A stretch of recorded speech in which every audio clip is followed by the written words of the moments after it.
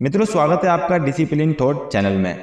काफी लोगों का ये प्रश्न होता है, रावण कितने थे, रावण पहले कौन था और किस तरह से वो रावण बना। तो दोस्तों, इस सभी प्रश्नों का उत्तर हम रामचरितमानस रामायण से देंगे, वो भी प्रूफ के साथ। तो बने रहना अंत तक। आज रामचरितमानस की चौपाइयों के साथ मैं आपको बताने वाला हूं कि कितने रावण थे और इस रामायण में कौन से रावण की कथा हम सुनते हैं। मित्रों, वैसे 4 रावणों की कथा प्रचलित है, वो सुनो। तो दोस्तों, वैसे तो काफी कल्प हुए हैं जिसमें अलग अलग रामायण हुई हैं और अलग अलग ब्रह्मांड भी हैं। हर युग में रावण होता है। इस ब्रह्मांड में जिसमें हम रहते हैं, इसका 28वां कलयुग अभी चल रहा है वर्तमान में।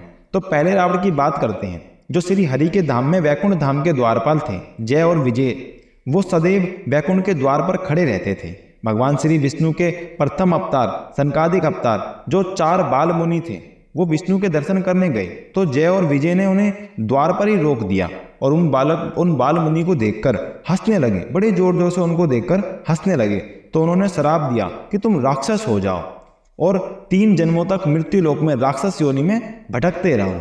तो उन्होंने क्षमा मांगी। तो उन्होंने बोला, तुम्हारा अंत स्वयं श्री हरि करेंगे, फिर जाके तुम्हें मोक्ष की प्राप्ति होगी। तो पहले जन्म में जय विजय हिरण्याकशिपु और हिरण्याक्ष के रूप में आए, जो 12 अवतार से हिरण्याक्ष और नरसिंह अवतार से हिरण्याकशिपु का वध हुआ। और दूसरे जन्म में जय विजय ने रावण और कुंभकर्ण का रूप लिया, जिसमें राम अवतार से वध किया गया। और तीसरे जन्म में द्वापर में जय विजय को शिशुपाल और दंतवक्र का रूप लेना पड़ा, जिसे भगवान श्री कृष्ण ने वध किया।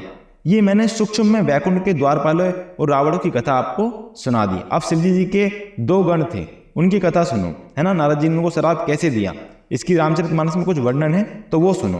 तो एक बार श्री नारद जी तपस्या कर रहे थे तो कामदेव आए। नारद जी कामदेव के प्रभाव से हिले तक नहीं, तो कामदेव डर के भाग गए। नारद जी को अब बड़ा अहंकार हुआ, मैंने काम को जीत लिया। तब चौपाई आती है रामचरितमानस में, तब नारद गबने शिव पाही, जीता काम अमित मनमाही। ये खबर शिव जी को सुनाने गए कि मैंने काम को जीत लिया।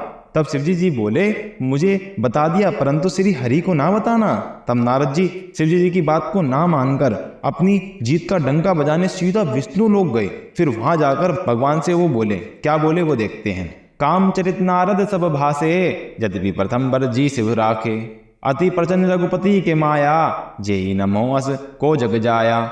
उनको पहले ही शिवजी जी ने समझाया था कि हरि को नहीं बताना, पर राम जी की माया बड़ी प्रबल है। और नारद जी ने भगवान को सब कह सुनाया। फिर भगवान बोले, सुन मुनि मोह होई मन ताके, ज्ञान विराग हृदय नहीं जाके। मोह तो उनके मन में है जिनके पास ज्ञान नहीं है। आप तो बड़े तपस्वी हैं, आपका काम क्या कर सकता है। भगवान बोल रहे हैं, सुनी मुनि मोह होई मन ताके, ज्ञान विराग हृदय नहीं जाके। आपका ज्ञान क्या कर सकता है, आपका काम क्या कर सकता है। अब भगवान भी थोड़ा उनके अहंकार का आनंद ले रहे हैं। भगवान सब जानते हैं, वो अंतर ध्यानी है, वो सब जानते हैं। तो परंतु उनको अहंकार तोड़ना बहुत जरूरी था भगवान को। तो मृत्यु लोक में उनको नारद जी को भेजा कि जाओ नदी से थोड़ा जल लेके आओ मृत्यु लोक से। और रास्ते में भगवान की माया ने एक सुंदर नगर रचा। वो नगर वैकुंठ से भी काफी प्रकाशित था। बसई नगर सुंदर नर नारी, जनी बहुत मन सिज रति धनुधारी। तेही पुर बसई सिल निधि राजा, अग्नित है गैसेन समाजा। उस नगर में सुंदर नर नारी थे, जैसे कामदेव ही शरीर धारण कर उधर आ गए हों। तेही पुर बसई सिल निधि राजा, अग्नित है गै सेन समाजा। एक प्रसिद्ध राजा रहता था सिल निधि नाम का, वो बड़ा वैभवशाली था। विश्व मोहिनी तासु कुमारी, श्री विमोह जसु रूप निहारी। उसकी एक कन्या थी विश्व मोहिनी नामक। वो लक्ष्मी के समान सुंदर थी, मतलब लक्ष्मी की तरह एकदम सुंदर थी, प्रकाशशील थी। कही स्वयंवर सो नरवाला, आहे ते अग्नित मही पाला। वह राजकुमारी स्वयंवर करना चाहती थी, तो वहां अनेक राजा कई देशों से वहां पे राजा आए। तब नारद जी उस नगर में गए और उस राजा से मिले जहाँ पे वो राजा रहता था उस नगर में। तो राजा ने आसन पर बैठाया देवश्री नारद जी को। तब राजा ने पुत्री की बात छेड़ी और उसे बुलाया। नारद जी उन्हें देखते रह गए। देखी रूप मुनि बिरती विसारी, बड़ी बार लगी रहे निहारी। उसके रूप को देखकर नारद जी वैराग्य भूल गए। अभी तो काम को जीत लिया था, डंका फैला रहे थे, लेकिन अब वो वैराग्य भूल गए। उस माया द्वारा रची हुई कन्या को देखकर उसकी ओर देखते रह गए। अब नारद जी मन में विचार किया, बहुत तप हुआ, अब मैं घर बसाऊंगा, वो भी उसी कन्या से। अब ये सोचकर वहां से चले गए। लेकिन सोचा, मैं तो बूढ़ा लग रहा हूँ, अब भगवान से सुंदरता मांगूं पर वहां गया तो देर हो जाएगी। बहुविधि विनय किन्हीं ते काला, प्रकटे प्रभु को तू कृपाला। तब नारद जी भगवान की वहीं विनती करने लगे, भगवान की वहीं पर बैठकर स्तुति करने लगे। अब भगवान भी जल्दी में थे तो वहीं प्रकट हो गए।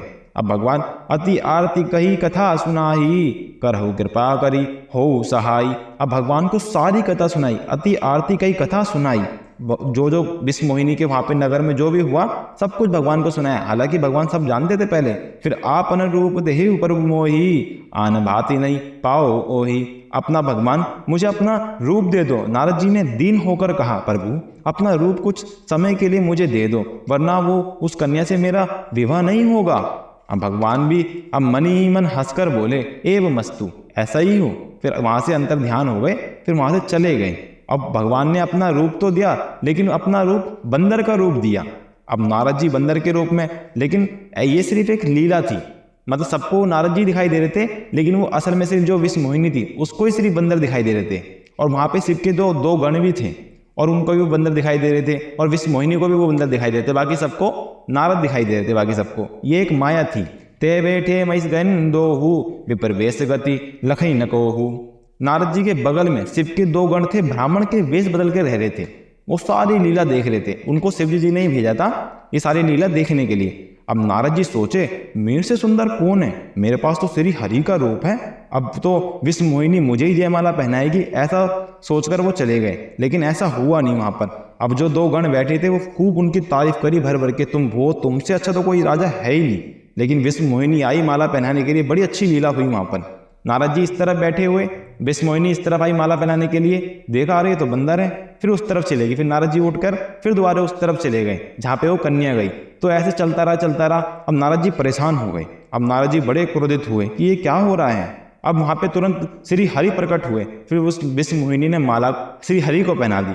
अब ये देखकर नारद जी बड़े क्रोधित हुए। असल में वो कन्या कोई और नहीं, वो लक्ष्मी जी ही थी, वो लीला कर रही थी। अब वो 2 गण के पास गए। नारद जी बोले, तुम तो मेरी तारीफ कर रहे थे, लेकिन ये क्या हुआ। तब वो 2 गण बोले कि जाओ अपना पानी में दर्पण देखो। जब उन्होंने शकल देखी तो और क्रोधित हुए। फिर उन 2 शिव गणों को श्राप दिया, हो निशाचर जाई तुम्हें, कपटे पापी दो, हसेऊ हमाई सोलेहु, फल बहुरी हसे मुनि को। तुम दोनों कपटी और पापी राक्षस हो जाओ। तुमने मेरी हंसी उड़ाई, अब फल चखो। अब किसी मुनि का मजाक ना उड़ा पाओगे। फिर क्रोधित हो भगवान के पास चले गए। भगवान उन्हें रास्ते में मिल गए। बोले, नारद क्या हुआ। अभी नारद जी माया में ही थे। तो भगवान को उन्होंने बहुत बड़ा बुरा बोला। जो मन में आया वो बोलते गए, क्योंकि वो अभी माया में थे, है ना। माया से अभी बाहर तो निकले नहीं थे। तो फिर उन्होंने माया में रहकर भगवान को उल्टा सीधा बोला। फिर भगवान को श्राप दिया, बचे मोई जब नी धरी देहा, सोई तन धरहु शराप मम एहा। जिस शरीर से मुझे ठगा है वही शरीर धारण करो, अर्थात मनुष्य शरीर धारण करो। भगवान को ये शराप देकर वहां से चले गए नारद जी। अब जैसे ही प्रभु ने उनको माया हटाई अपनी, अब नारद जी चरणों में गिरे। बोले, प्रभु ये शराप में मैंने अपने मुख से बोला, मुझे क्षमा करो प्रभु, इससे मैं कैसे मुक्ति पाऊंगा। तब प्रभु बोले कि तुम्हारे द्वारा जो राक्षस बने हैं उनका मैं वध करूंगा, तब तुम्हारी मुक्त हो जाओगे। तब नारद जी चले तो रास्ते में शिवगण मिले, चरणों में गिरे, माफी मांगी। तब नारद जी बोले, तुम्हारा वध स्वयं श्री हरि करेंगे मृत्युलोक में, तब तुम वहां से मुक्त हो जाओगे। अब ये तो कथा हो गई उनकी, ठीक है। अब बात करते हैं अंतिम कथा की। वीडियो ताकि लंबी ना हो जाए इसलिए सूक्ष्म में बात करते हैं। विश्व विदित एक केकई देशु, सत्य केतु तय बसई नरेशु। एक प्रसिद्ध केकई देश था, उसमें सत्यकेतु नाम का एक राजा था। उसका पुत्र था प्रताप भानु। तो जैसे ही वो राजा बना, राज्य में सब मंगल चल रहा था। मतलब जैसे ही वो राजा बना तो सब कुछ एकदम, सबको दान दक्षिणा देता, सब भूखों को खाना खिलाता, वो सब कुछ मंगल था एकदम। तभी उसका पुराना एक शत्रु था, उसने उसको बर्बाद करने की एक रणनीति चाल चली। प्रताप भानु ब्राह्मणों को भोजन करने के लिए उसने घर पे बुलाया, और बहुत बड़ी संख्या में ब्राह्मणों को उन्होंने बुलाया। अब खाना बनाया, शत्रु ने खाने में, भोजन में जहर मिला दिया। तब ब्राह्मण को इसका पता चला तो ब्राह्मण ने प्रताप भानु को श्राप दिया कि तुम राक्षस हो जाओ। तो ये प्रताप भानु इस त्रेता में जिसकी हम कथा सुनते हैं, ये वही प्रताप भानु है जो रावण कुंभकर्ण के रूप में यहाँ पे प्रकट हुआ, जिसकी हम कथा सुनते हैं आजकल जो दशहरा वगैरह में जो चलती है, जो प्रचलित है, जो कथा सुनते हैं, वो यही प्रताप भानु था। मैंने ये सूक्ष्म में कथा सुनाई है, बाकी इनकी कथा बहुत लंबी थी, है ना, वीडियो लंबी ना हो जाए इसलिए मैंने आपको इसकी कथा सूक्ष्म में बताई है। तो दोस्तों कैसा लगा कमेंट में अवश्य बताएं अपनी राय। देखो कमेंट का मतलब होता है हमें पता चलता है कि हमने आपको कैसा बताया, है ना। आज हमने रामचरितमानस को छेड़ा है, रामायण में जो लिखा उसको भी छेड़ा है, चौपाइयों के साथ भी आपको बताया है। तो चैनल पे बने रहना, सब्सक्राइब कर देना, ठीक है। हमें बहुत मतलब इतना प्यार देने के लिए, 15,000 सब्सक्राइबर देने के लिए बहुत बहुत धन्यवाद, आपका तहे दिल से धन्यवाद, है ना। शेयर करना, जिसको नहीं पता रावण के बारे में शेयर जरूर करना है इसको। शेयर करने से क्या होगा, जिसको शास्त्रों की नॉलेज नहीं है उसको नॉलेज बढ़ेगी और आप भी पुण्य के अधिकारी बनेंगे। तो आज के लिए इतना ही, मिलेंगे अगली वीडियो में। आपका बहुत बहुत धन्यवाद। नमस्कारम नमस्कारम नमस्कारम।